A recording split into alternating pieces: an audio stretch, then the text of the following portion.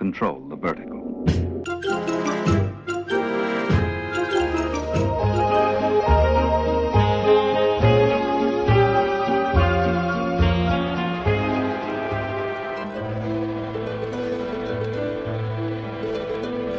Welcome to Anthologic, the TV anthology podcast.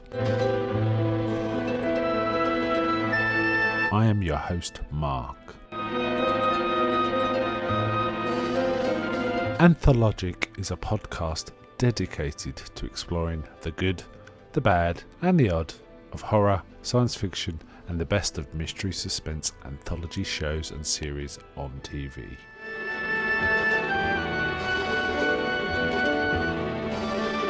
Join me as we slip through the cracks of reality to approach the extremes of experience, where we can peruse the stories and art of a sinister fairground of strange and wonderful rides. And now we go on to the show that is the focus of this particular episode.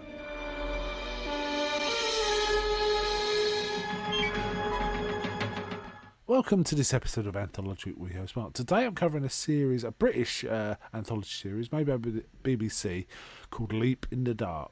Interesting series this, because it actually ran for 4 seasons with like 2 or 3 year gaps between each season, so it was kind of sporadic. First aired in 1973, then 75, then 1977, and then 1980. I have no original memory of this, ever seeing this, and I did used to watch the BBC 2 particular quite a bit. There's always interesting stuff on BBC 2 in my opinion, that's back when we only had 3 channels really.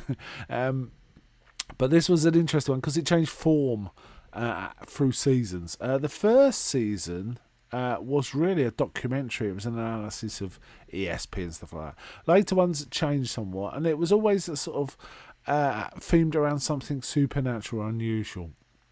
So season 1, as I say, was documentaries where they'd have a panel or something about something supernatural. Whereas seasons 2 and 3 were they were presented by Colin Wilson, the writer Colin Wilson, probably most famous for his massive books on things like the occult. He's kind of an interesting writer, Colin Wilson, fiction and non-fiction. He did a really good book summarising the different theories of Sherlock Holmes. I could definitely recommend that. Can't remember the name of it, and he co-wrote it with someone else, but it's an excellent book. Anyway, he presented, and season 2 and 3 were more docudramas, so they reenacting things that supposedly had happened. Season 4 changed yet again, and it became just a drama series based on supernatural things. And for that reason, I'm actually going to be discussing Season 4, Episode 1, rather than the earlier ones, because they don't quite fit the form. I could have gone with Season 2, I think, possibly Episode 1, but I decided I'd go with the original dramas. Now, Season 4 has some interesting writers on it. For example, Faye Weldon was wrote one of the episodes. And it was kind of interesting to see that. And I couldn't find much more information about this series, but I did notice on IMDb some of the later episodes of Season 4 are rated quite highly, 6.5 plus. However, the one I'm going to be talking about tonight, called Jack Be Nimble, is not rated. It first aired on the 4th of September 1980, and it was written by a writer called Peter Rodgrove, which I'll come back to because I've got some comments about the nature of this story. Now, this story, it was about 25-30 minutes. It was fairly stagey, and I have to say it wasn't particularly well acted. And the writing was quite bad too, and the story was not good. There wasn't much I liked about this, to be honest.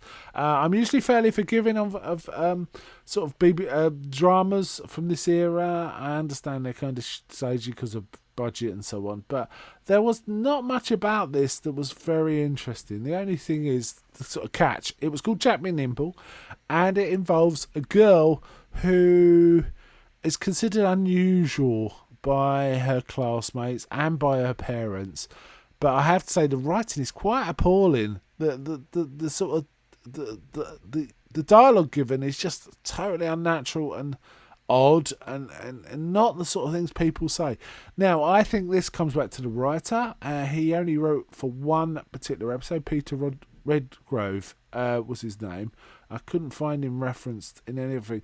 And looking at his, I thought, well, what else has he written? I'm kind of maybe I'm more familiar with it. And looking at his work, he's more a poet.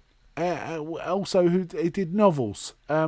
He's got very little credits for TV or anything that I can find.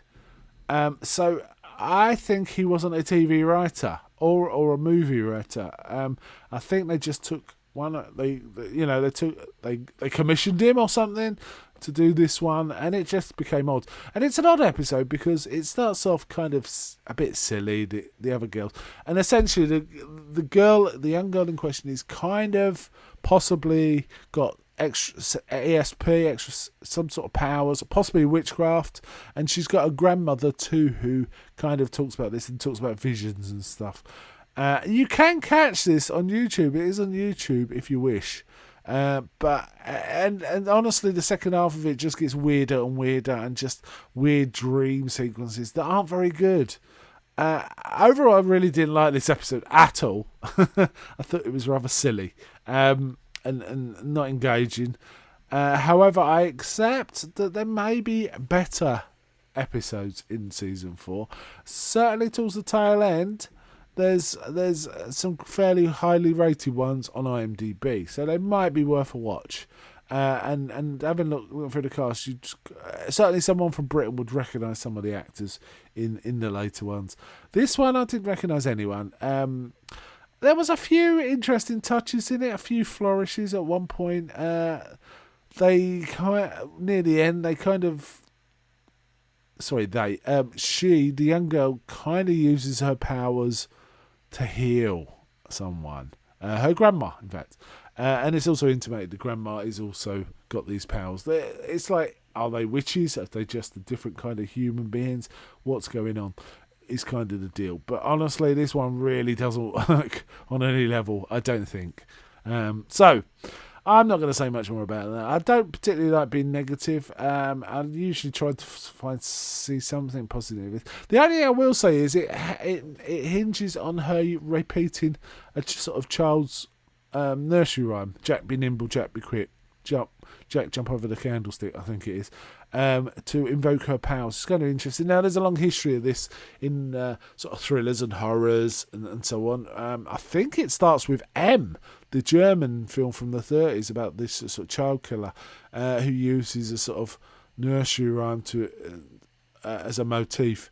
And then you can see it in things like The Innocents. There's a young child who uses like a folk song. You can see it in Freddy Krueger. 1, 2, credits coming for you. And this was made before then.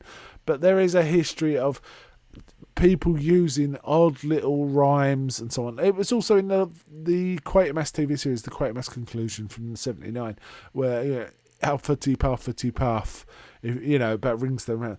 So that was kind of about the only bit of interest in the whole thing. And the episode was called Jack Be Nimble too. And it was interesting that this girl was playing with her friends, maybe, because they didn't get on sometimes. It was a bit odd. But she would invoke, they were playing like Spin the Bottle to sort of say, who's it going to point to next? Spinning a bottle. And she would invoke her powers by saying, Jack be nimble, as the bottle was spinning, and it would point to it. And then the other girls were joining in. So that was interesting, but it didn't go anywhere. It was kind of all a bit disparate. The weird conversation between the parents and like the school teachers was so odd. These parents just seemed the worst parents. They just were like saying, yeah, she's weird. We know she's weird. What are we going to do about it? We can't kill her. It's that kind of dialogue. It was so weird. And I did like it, to be honest. Sometimes I like weird. In fact, often I like weird. But this was it just fell down all round for me. Anyway, I'm going to park this there. So, not a big recommend at all for Leap in the Dark episode Jack Be Nimble, but perhaps a suggestion that you may wish to go and dig out some of the later episodes in this season 4. And it may even be the earlier seasons that got some interest, but I did start watching episode 1, season 1, but it just looked like a slightly stodgy sort of discussion, sort of talking heads kind of thing, and I don't think it was that interesting, to be honest. Okay, let's wind it out there. But before I go, may I ask, is anybody out there?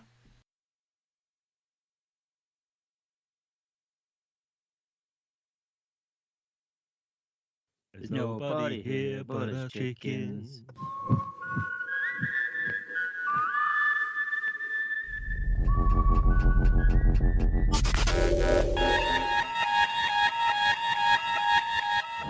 We now return control of your television set to you until next week at this same time, when the control voice will take you to